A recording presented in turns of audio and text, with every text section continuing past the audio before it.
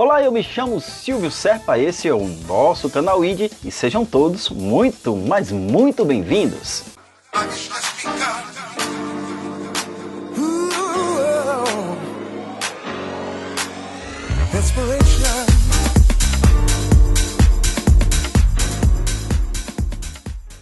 Que Deus abençoe a sua vida, a vida da sua família e, é claro, de toda a sua parentela.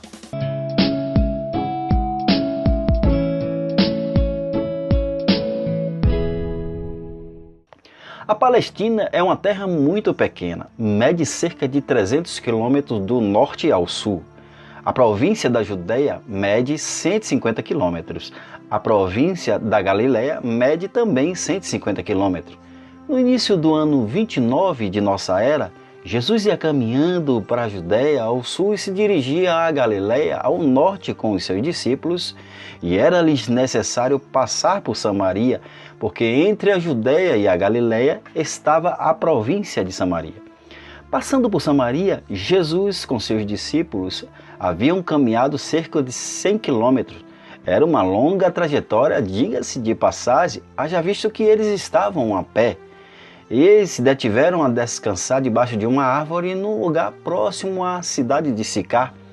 Ali Jesus ordenou aos seus discípulos que fossem à cidade comprar alimentos.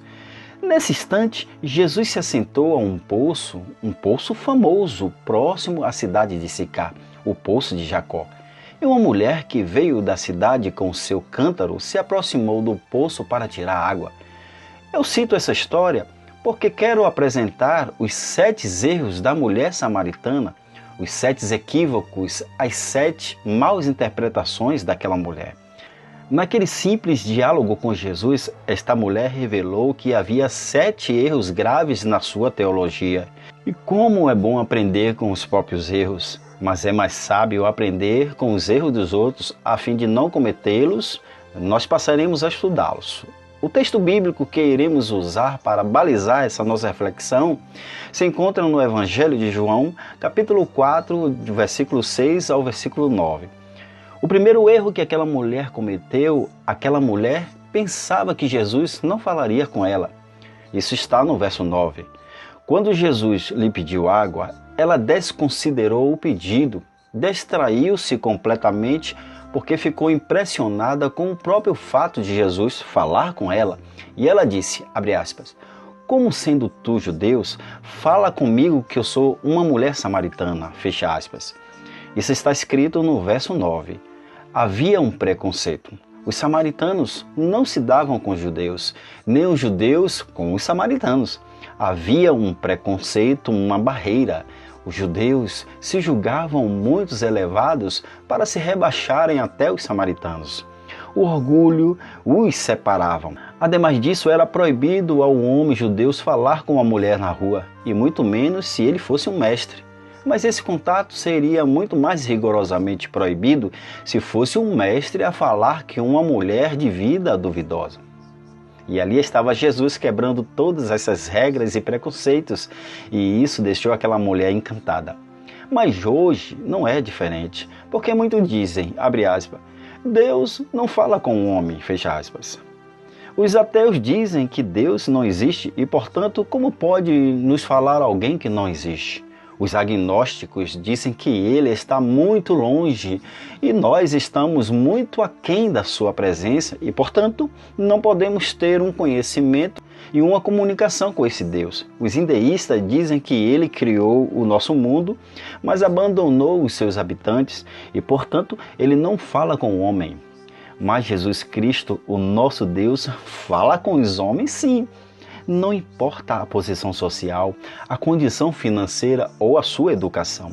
Se alguém se chega a Deus com sede, ele vai saciar a sua alma sedenta. Hoje, muitos pensam que não podem falar com Jesus por causa de algum preconceito. Por exemplo, preconceito dos parentes, porque você vai mudar de religião. Aí vem o preconceito dos amigos. Ora, você não é disso, deixa essa ideia de crente para lá. Aí vem o preconceito de si mesmo. Eu não serei atendido, Jesus não vai ligar para mim, eu não sou digno. Ele já tem tantas pessoas para atender que não atentará para mim. O segundo erro cometido pela mulher samaritana era que a mulher samaritana julgou que o poço de Jacó era a única fonte de água viva. Isso está no verso 6 e no verso 11. Aquela pobre mulher pensava que esse era o único poço para satisfazer a sua sede. Era famoso o poço de Jacó. Não havia outro poço melhor. Ele possuía propriedades especiais, ele era um poço incomparável do antigo patriarca de Israel. Os samaritanos valorizavam muito o poço de Jacó. Milhares de turistas anualmente vão lá para conhecer o poço de Jacó, que os judeus ainda valorizam tanto. Hoje, milhares de pessoas pensam a mesma coisa.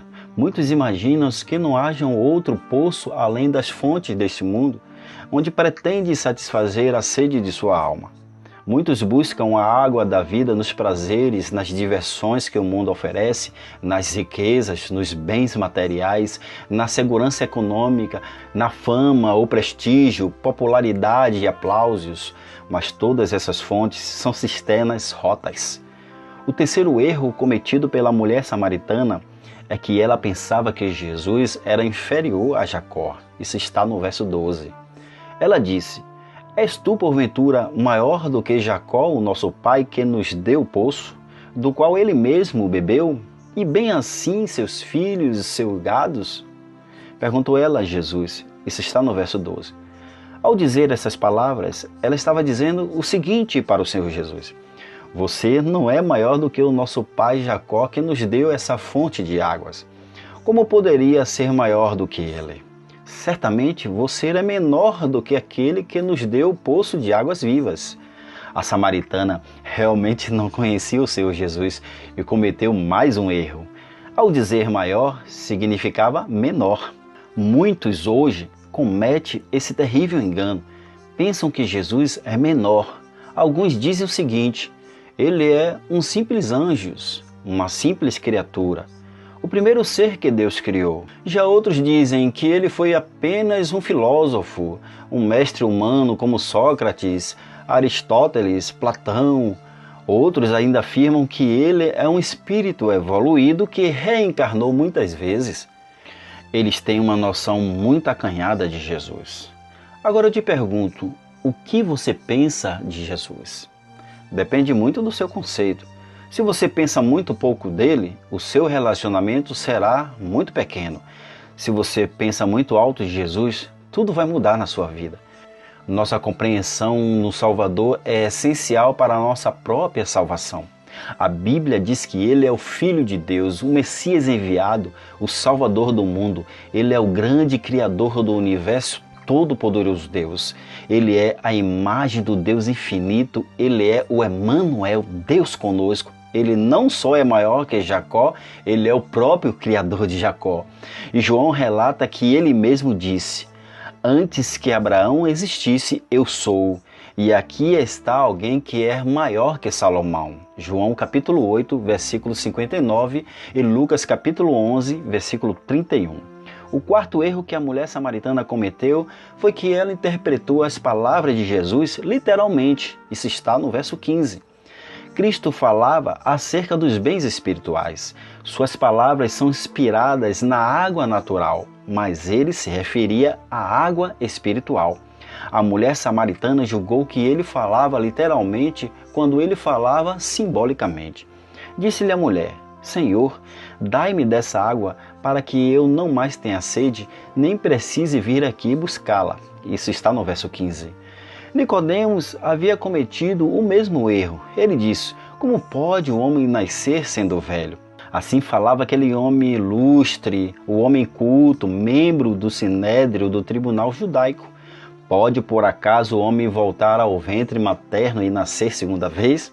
Isso está escrito no Evangelho de João, capítulo 13, versículo 4. Ele tomou as palavras de Jesus literalmente e com isso perdeu de vista o verdadeiro sentido.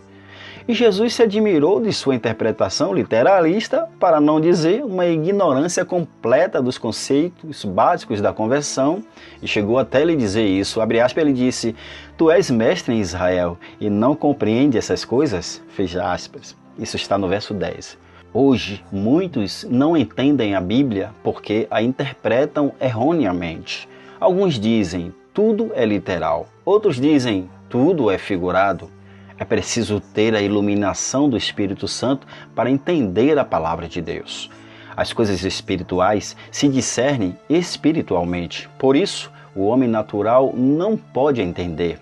Deixa eu te contar uma pequena história. Certa vez um pastor pregava sobre um tema controvertido e ilustrou o assunto de um modo perfeitamente simbólico, porque se tratava de uma passagem apocalíptica. No final do sermão, chegou-se a ele o primeiro ancião daquela igreja e lhe disse: "Você falou bem, mas isso é tudo literal." Isso aconteceu em Rio Branco, no Acre. Depois de uns 30 anos, esse pregador falou sobre o mesmo assunto em uma cidade de Santa Catarina. Explicou novamente o sentido simbólico daquela passagem do Apocalipse. Após o sermão, um jovem muito estudioso, mas que elevava uns erros sem entendimento, se dirigiu ao pastor e lhe disse: "Olha, eu creio que isso é tudo literal. Eu te pergunto, como você entende a palavra de Deus? Literalmente? Simbolicamente?" Há muitas coisas literais, mas há também outras coisas figuradas. Devemos estudar a palavra de Jesus Cristo com oração, pedindo ajuda do Espírito Santo. O quinto erro cometido pela mulher samaritana foi que ela julgou que a sua vida particular estava oculta de Jesus. Isso está no verso de 16 a 18. Bom, quando Cristo percebeu que ela não entendera as suas palavras, pediu que ela chamasse o seu marido. Isso ela entendeu prontamente e respondeu que não tinha marido. Cristo fez esse pedido a fim de despertá-la para as coisas espirituais. Ela precisava sentir a necessidade da água da vida. Ela precisava sentir-se pecadora. Então ele revelou toda a sua vida em poucas palavras. Quando ela disse: "Não tenho marido", Cristo lhe respondeu: "De fato, porque 5 maridos já tiveste." Ela ficou muito surpresa, cometeu outro erro. Não sabia que Jesus sabia. Ninguém pode esconder a sua vida de Jesus. Pode esconder os segredos dos amigos, do patrão, da esposa, mas nunca de Jesus. Jesus Cristo é onisciente. Ele sabe de tudo o que se passa com você. Ele tem tudo claro diante dos seus olhos. Ninguém pode se esconder dele. Ele conhece toda a sua vida passada, presente e futura. Entretanto, Jesus quer nos livrar de todos os erros. Se ele conhece bem a nossa vida, ele pode ajudar-nos com mais segurança. Mas você precisa confessar os seus pecados. Se você não fizer isso hoje, você fará isso no dia do juízo, quando será tarde demais. O sexto erro cometido pela mulher samaritana é que a mulher samaritana pensava que o mais importante era o lugar de adoração. Isso está no verso 20. Quando Jesus Cristo falou de sua vida particular, ela tentou discutir religião. Então, apresentou um conceito errôneo, dando importância ao lugar onde os seus antepassados adoravam e pondo em dúvida ao que diziam os judeus. Havia uma rixa entre os judeus e os samaritanos por causa do lugar de adoração. Os samaritanos diziam que o lugar de adoração era no Monte Gerizim, onde eles haviam erguido o templo ao redor do ano 432 a.C., mas tinha ficado em ruínas desde que o destruiu João Hercano ao redor do ano 129 a.C. Mas os judeus diziam que o lugar do culto verdadeiro era o monte onde está o templo de Jerusalém, construído pelo rei Salomão, filho de Davi, de quem viria o próprio Messias. E a controvérsia continuava. Hoje, muitos também pensam que o mais importante é o lugar.